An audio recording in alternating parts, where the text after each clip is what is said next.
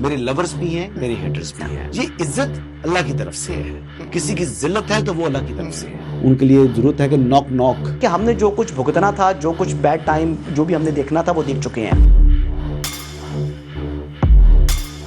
حسن ایوب خان کے تمام دیکھنے والوں کو السلام علیکم. ناظرین، ملٹیپل سٹوریز کے ساتھ آپ کی خدمت میں حاضر ہوں. لیکن سب سے پہلی جو خبر ہے وہ جو پیٹرولیم مصنوعات کی قیمتوں میں گزشتہ رات جو اضافہ کیا گیا، اس پر میں بات کروں گا. میں نے ٹویٹ کیا اور میں نے ٹویٹ میں یہ موقف اختیار کیا کہ پہلے بھی جو حکومت کی جانب سے 3 ہفتے سبسڈی دی گئی پیٹرولیم مصنوعات کے اوپر، وہ فیصلہ حکومت کا غلط تھا.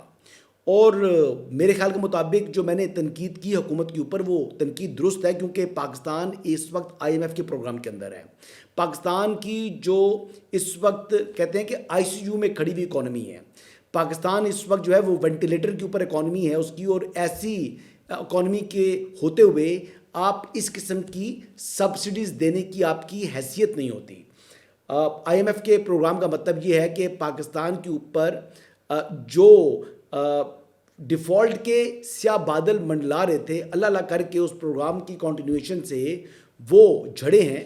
تو ایک بار پھر کیا ہم وہی ماضی کی غلطیوں کو رپیٹ کریں کہ پاکستان کے پاس سبسڈی دینے کی کیپیسٹی نہ ہو، اور پھر بھی حکومت خود کو عوام کے اندر اپنا تاثر بہتر کرنے کے لیے ملکی مفاد کے برعکس ایسی سبسڈیز دیں جو شاید نہ کویت دے سکتا ہے، نہ قطر دے سکتا ہے، نہ سعودی عرب دے سکتا ہے.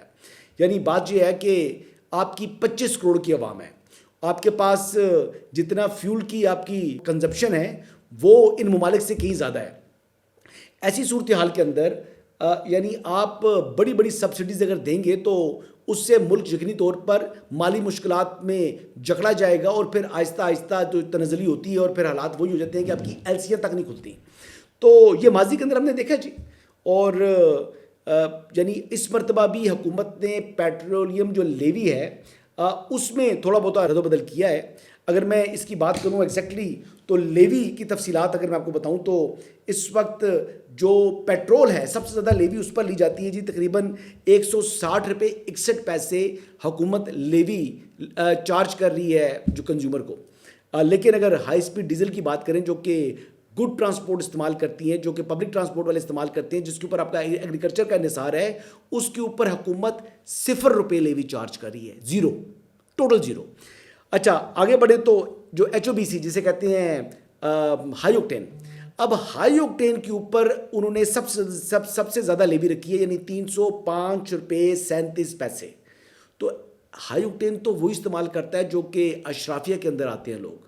ہائی اوکٹین فیول جو استعمال کرنے والی پاکستان کے اندر کلاس ہے، آپ یقین کریں کہ اس کو 300 کی جگہ 3000 بھی کر دیا جائے تب بھی ان کو فرق نہیں پڑتا. وہ والی کلاس ہے. مٹی کے تیل کے اوپر جی 20 روپے 36 پیسے، اور لائٹ ڈیزل پر لیوی جو ہے وہ 15 روپے 84 پیسے ہے. تو بات وہی آ گئی جی کہ حکومت میکسیمم جو کچھ کر سکتی تھی 0 روپیز لیوی چارج کرنے کے باوجود ڈیزل کی قیمت آج بھی 520 روپے ہے. اس میں تو حکومت نے کچھ بھی نہیں کیا. صرف جتنے کا وہ ڈیزل اس کا آ رہا ہے، یا جو مارکیٹنگ کمپنیوں کا منافع ہے، یعنی شیل کا، PSO کا، ٹوٹل کا، یا اٹک پیٹرولیم کا، یا جو ارامکو وغیرہ ہے، تو وہی جو ان کا ریٹ ہے وہی ریٹ انہوں نے کنزیومر کے اوپر پاس آن کر دیا. حکومت اس کے اوپر منافع نہیں کما رہی. لیکن گڈس ٹرانسپورٹ نے اگر بات کریں تو 60% کرائے بڑھا دیے ہیں، جس سے مہنگائی کے اصل اثرات آنے ہیں. ناظرین، میں پہلے تو اپنا ویلاگ ریکارڈ کر کے جا چکا تھا، لیکن کسی جگہ میں نے پہنچنا تھا. لیکن جہاں پہنچا تو پھر وہ خبریں دوبارہ آئی، اور ایسی خبریں ہیں جو خبریں یقینی طور پر میں آپ کے ساتھ شیئر کرنا چاہوں گا. پہلی بات یہ ہے کہ جس طریقے سے ہم نے بات کی کہ پیٹرولیم مصنوعات کے جو قیمتوں میں اضافہ ہوا ہے، اس اضافے کے ساتھ ساتھ جو پنجاب اور وفاقی حکومت ہے وہ اس ضمن میں عوام کو ریلیف دینے کے لیے اپنی کاوشیں اور کوششیں جاری رکھے ہوئے ہیں، اپنے اقدامات کر رہے ہیں. اگر پہلی بات کروں تو مریم نواز شریف صاحبہ نے پنجاب بھر کے اندر پبلک ٹرانسپورٹ کو مفت کر دیا ہے 1 ماہ کے لیے. اور ان کے دیکھتے دیکھتے ان کے دیکھا دیکھی جو ہے اگر بات کریں تو پیچھے وفاق کے اندر محسن نقوی صاحب جو کہ وفاقی وزیر داخلہ ہیں، انہوں نے بھی اناؤنسمنٹ کر دیا جی کہ 1 ماہ کے لیے پبلک ٹرانسپورٹ ساری کی ساری مفت ہوگی. یہ ایسے اقدامات ہیں جو یقینی طور پر قابل ستائش بھی ہیں، جو کہ اچھے اقدامات ہیں، جو کہ غریب عوام کے لیے عوام دوست اقدامات ہیں. ان اقدامات کے حوالے سے اگر میں بات کروں تو جو قیمتوں میں مسلسل اضافہ ہے اس کو تو نہیں روک سکی وفاقی حکومت، لیکن جو عوام کو جس طریقے سے جو کہ متوسط طبقہ ہے اس کو یقینی طور پر اس سے کچھ ریلیف ملے گا. مہنگائی یقینی طور پر بڑھے گی, جو اشیاء خورد و نوش ہے ان کی قیمتوں میں اضافہ دیکھنے کو مل سکتا ہے, لیکن جو کرائے وغیرہ ہیں پبلک ٹرانسپورٹ یعنی کمیوٹ کرنے کے لیے ایک جگہ سے دوسری جگہ جانے کے لیے کم از کم ایک ریلیف ہے غریب آدمی کے لیے. اس کے ساتھ ساتھ اگر میں ابھی بات کروں تو جو حالیہ اضافہ کیا تھا NHA نے ٹول پلازا کے جو ریٹس ہیں ان کے اندر, تو اس کو بھی واپس لے لیا ہے. 25% جو اضافہ کیا تھا منسٹری آف کمیونیکیشن کی جانب سے یعنی وزارت مواصلات کی جانب سے قیمتوں کا جو اضافہ تھا اس کو واپس کرنے کا نوٹیفیکیشن جاری کر دیا گیا ہے. اور عبدالعلیم خان صاحب جو ہے وہ منسٹر انچارج ہیں یعنی وزیر مواصلات ہیں. یقینی طور پر پرائم منسٹر آف پاکستان اس ضمن میں سوچ رہے ہیں, اور جو اجلاس بھی ہوا تھا قیمتیں بڑھانے کے حوالے سے, اس حوالے سے بھی جو باتیں سامنے آئی تھیں کہ پرائم منسٹر نہیں چاہ رہے تھے ان قیمتوں میں اضافے کو. میری تو پہلے بھی رائے یہی ہے کہ جو وفاقی حکومت نے 3 ہفتوں کے لیے سبسڈی دی اور جو اضافہ نہیں کیا وہ اقدام درست نہیں تھا, کیونکہ پاکستان کی جو معیشت ہے وہ اس وقت IMF کے اوپر اس کا انحصار ہے.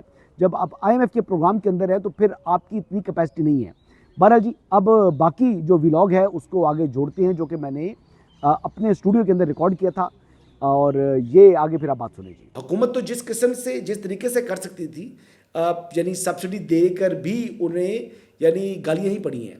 تو پہلے یہ 129 ارب روپیہ سبسڈی کی مد میں کیوں دیا؟ 3 ہفتے بعد آپ مجبور ہو گئے نا, آپ کو وہ کام کرنا پڑ گیا ہے, تو آپ پہلے دن ہی یہ آہستہ آہستہ یہ جو تبدیلی تھی یعنی اس کی قیمتوں میں اضافہ ہو رہا تھا اس کو پاس آن کرتے رہتے اور ہر ہفتے یہ باتیں سنتے, تو 3 ہفتے بعد آج عوام کا کوئی پیار محبت نہیں ہے حکومت کے لیے. معذرت کے ساتھ جی, میں نے وہ ٹویٹ کیا تو اتنی لوگوں نے گالیاں دی ہیں, دیتے رہیں, لیکن میرا جو کانشیس ہے وہ بڑا کلیئر ہے, اور میں یہ بات کروں گا کہ نہ پاکستان کویت ہے, نہ قطر ہے, نہ سعودی عرب ہے, نہ UAE ہے. پاکستان IMF کے پیکج کے اندر اس وقت ملک جو ہے وہ موجود ہے, اور IMF کے پیکج میں ہوتے ہوئے آپ اس قسم کی شاہ خرچیاں نہیں کر سکتے.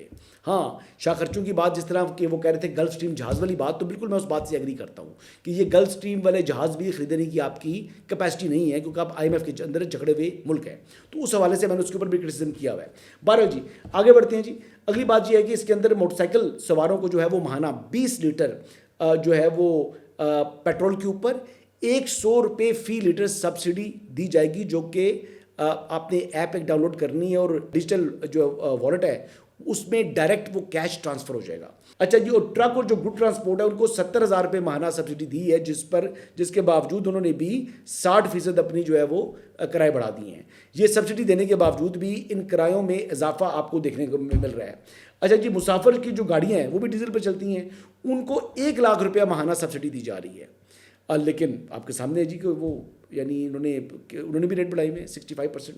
اب کسانوں کو 1,500 روپے فی ایکڑ سبسڈی دی جائے گی, تو اس میں پانی لگانا ہوتا ہے یا ٹریکٹر ہے اس میں آپ نے ہل چلانا ہے, یہ کام کرنے ہیں.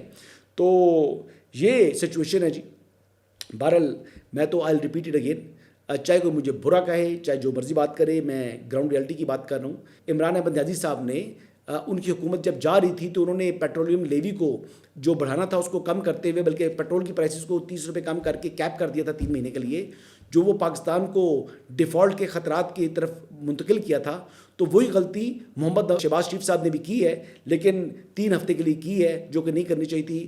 100 ارب روپے آپ نے PSDP کا کٹ کر دیا ہے, یہ پیسہ کسی کام نہیں آیا, اور گالیاں آج آپ کو پھر پڑ رہی ہیں. بہرحال جی, شاہد افریدی صاحب کو میں نے سنا ہے, شاہد افریدی صاحب بھی کہہ رہے ہیں کہ جی میں نے تو جنگ سے متعلق اپنا ایک اسٹیٹمنٹ دیا تھا عطا تارڑ صاحب کی درخواست کے اوپر, اور جو اضافہ ہے جو حالیہ اضافہ کیا ہے پیٹرولیم مصنوعات کی قیمتوں میں وہ شرمناک ہے. تو آفریدی صاحب ماشاءاللہ آپ چیریٹی بھی کرتے ہیں, مختلف کام کرتے ہیں, تو بھجن آپ اپنی پاکٹ سے دے دیں. کیا 25 کروڑ عوام کو فیول کی سبسڈی دینے کی پاکستان کی حیثیت ہے؟ کیا پاکستان کی یہ کیپیسٹی ہے؟ اگر ہے تو ٹھیک ہے جی, آپ ثابت کریں تو میں آپ سے معافی مانگ لوں گا, لیکن اگر نہیں ہے تو پھر شرمناک کہنا جو ہے نا وہ بات درست نہیں ہے. آپ جیسے ایک سٹار کو یہ بات زیب نہیں دیتی. آپ دیکھیں گے حکومت کے اوپر اپوزیشن کو بھی ایک موقع مل گیا ہے, انہوں نے بھی اپنی تحریک جو ہے وہ اس میں جان ڈالنے کے لیے اب پارلیمان کے اندر بھی شور شرابہ شروع کر دیا, اور ہر طرف یہ شور شرابہ ہوگا. سہیل آفریدی صاحب اس اجلاس کے اندر موجود تھے جہاں پر یہ بات کی گئی کہ اب ہمارے پاس مزید کیپیسٹی نہیں ہے کہ ہم اس کو روک سکیں. آگے بڑھتے ہیں. زبردست گفتگو کی ہے جی شیر افضل مروت صاحب نے. انہوں نے پیار پیار سے لیکن اچھی طبیعت ہری بری کی اپنی جماعت پر کڑی تنقید کرتے ہیں شیر افضل مروت، اور وہ کہتے ہیں کہ بعد میں تو تمام لوگ ہی کہتے ہیں کہ یہ فیصلے غلط تھے. بہتر تو یہ ہے کہ موجودہ حالات کے اندر جب غلط ہو رہا ہو تو غلط کو غلط کہا جائے. محمود خان کو لے آئے کہ یہ مراد سعید صاحب کو پسند تھے تو آپ نے ان کو وزیر اعلیٰ بنا دیا، یہ مراد سعید صاحب کو پسند تو آپ نے ان کو وزیر اعلیٰ بنا دیا، بزدار جو ہے کسی کو پسند تھا تو آپ نے بزدار کو بنا دیا. یہ پارٹی پنجاب میں کیا اثر ہوا؟ آپ بزدار کا موازنہ مریم سے کریں نا، ایک آپ کا بزدار تھا ایک مریم ہے، تو لہٰذا بار بار ہمیشہ لوگوں کو جو ہیں آپ کہیں گے کہ بھائی ہم سے غلطی ہو گئی ہے، 2 ماہ بعد آپ کہیں گے سہیل افریدی ایک غلطی تھی ہماری. اچھا جی، انہوں نے محمود خان صاحب کو، سہیل آفریدی صاحب کو، تمام لوگوں کو ایک ہی جو ہے اس چیز میں پرو دیا، اور وہ انہوں نے بڑی تنقیدی انداز کے اندر کہا کہ کمپٹنس نہیں ہے سہیل آفریدی کی، کیونکہ وہ لوگ تو اب اس وقت عہدوں کے اوپر موجود نہیں ہیں نا جی، نہ عثمان بزدار موجود ہیں، نہ محمود خان صاحب موجود ہیں، تو عہدے کے اوپر تو سہیل آفریدی ہیں. تو سہیل آفریدی کو انہوں نے یعنی نااہل قرار دے دیا ہے، انہوں نے کہا کہ نالائق ہیں. اور ساتھ ساتھ انہوں نے یہ بھی کہا کہ 9 اپریل سے متعلق کہ جو احتجاج کی کال دی ہے، انہوں نے کہا جی کہ خالی اعلان کرنے سے جلسہ یا احتجاجی تحریک کامیاب نہیں ہوتی، اس کے لیے آپ کو کاوش کرنی پڑتی ہے. 9 اپریل کو جو جلسے کا اعلان کیا گیا ہے، کیا یہ ہو پائے گا؟ کامیاب تبھی ہوگا جب اس کے لیے کام ہوگا.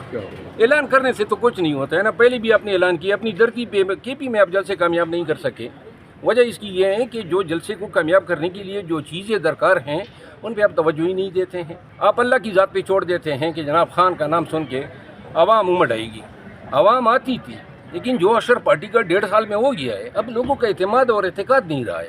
شیر افضل مروت کی یہ آپ نے ساری بات سنی تو باتیں تو درست کی ہیں. اچھا جی، آگے بڑھتے ہیں جی. مشرق وسطیٰ کی بات کرتے ہیں اور امریکہ کی بات کرتے ہیں کہ ایران کے اوپر مسلط شدہ جو امریکی اسرائیلی جنگ ہے، اس میں مسلسل یہ کلیم سامنے آ رہا ہے امریکہ کی جانب سے، پریزیڈنٹ ٹرمپ کی جانب سے، کہ اس میں اپنے اہداف کو کامیابی سے وہ ٹارگٹ کر رہے ہیں اور اپنے اہداف اپنے حاصل کر چکے ہیں. یہ بھی وہ کہہ رہے تھے کہ یہ جنگ پہلے ہی دن امریکہ جیت چکا تھا. جب اتنے کامیابی کے جھنڈے گاڑ دی ہوں تو پھر سوال یہ پیدا ہوتا ہے کہ ٹرمپ ایڈمنسٹریشن یا جو سیکٹری آف وار ہیں، جنہیں وزیر دفاع کا ہم کاؤنٹر پارٹ کہیں گے پاکستان کے اندر، تو اس نے چیف آف آرمی سٹاف سمیت 3 جنرلز کو کیوں گھر بھیج دیا؟ یہ اتنی بڑی کانٹرڈکشن ہے کہ ایک طرف امریکہ یہ دعویٰ کر رہا ہے کہ وہ یہ جنگ جیت چکا ہے، اور دوسری طرف اپنی بڑی فوج کے سربراہ کو آپ نے فارغ کر دیا. اگر میں بات کروں تو جب سے موجودہ ٹرمپ ایڈمنسٹریشن آئی ہے، اس وقت سے اس وقت تک 1 درجن کے قریب جنرلز کو یعنی ارلی ریٹائر کر دیا گیا ہے. اور اس وقت اگر میں بات کروں تو سوائے جو نیوی کے کمانڈر ہیں ان کے علاوہ تمام کے تمام لوگوں کو، یعنی وہ مرینز کے جو کمانڈر ہیں ان کے علاوہ تمام کے تمام لوگوں کو وہ گھر بھیج چکے ہیں، تمام جنرلز کو. تو یہ کیا وجہ ہے؟ یہ بڑی ایک واضح مثال ہے کہ اس وقت امریکہ کے اندر جو کنفیوژن ہے یا سیاسی اور عسکری قیادت ایک صفحے کے اوپر موجود نہیں تھی، یہ بڑا واضح مثال ہے. اور ویسے بھی ایک موسم چل رہا ہے امریکہ کے اندر برطرفیوں کا، تو برطرفی سے یاد آیا کہ جو اٹارنی جنرل ہیں ان کو بھی برطرف کر دیا گیا جی. اور یہ ایپسٹین فائل کے حوالے سے یہ کافی کور کر رہی تھی اس معاملے کو، تو ان کو بھی برطرف کر دیا گیا. تو اب یہ سلسلہ کیا ہے؟ بہرحال جی آنے والے دنوں کے اندر مجھے یہ لگ رہا ہے کہ امریکہ دباؤ میں آ چکے ہیں. اور ساتھ ان برطرفیوں کو لوگ یہ بھی بات کر رہے ہیں کہ جو یورینیم کا وہاں پر مواد موجود ہے ایران کے اندر، شاید یہ جو فوجی جرنیل تھے یہ اس حق میں نہیں تھے کہ بوٹس آن گراؤنڈ جائیں اور وہاں جا کر اس قسم کا کوئی آپریشن کریں، کیونکہ وہاں پہنچنا اور پھر وہاں سے یورینیم کے جو مواد کو نکالنا وہ بڑا خطرناک ثابت ہو سکتا ہے. اور اس حوالے سے اب لوگ یہ کہہ رہے ہیں کہ کوئی نہ کوئی ٹرافی حاصل کرنے کے لیے امریکی ایڈمنسٹریشن نے جو ملٹری ان کی جو ایڈمنسٹریشن تھی اس کو تبدیل کیا ہے، جو کہ بوٹس آن گراؤنڈ یا کوئی ایڈونچرزم کے حق میں نہیں تھے. بہرحال مذاکرات کے حوالے سے میں یہ بات کروں گا کہ پاکستان کی جانب سے اپنی کوششیں جاری ہیں. ایجپٹ کے کاؤنٹر پارٹ سے ہمارے deputy prime minister foreign minister Ishaq Dar صاحب نے بات کی ہے، اور لیٹ سی جی کے جو اطلاعات موصول ہو رہی ہیں کہ ایران کے ساتھ دوبارہ پاکستان کے جو ہے وہ گفتگو ہو رہی ہے. اور اس میں اگر بات کروں تو ہماری یعنی سول اور ملٹری لیڈرشپ دونوں انگیج جو ہے انہوں نے کیا ہوا ہے وہاں پر.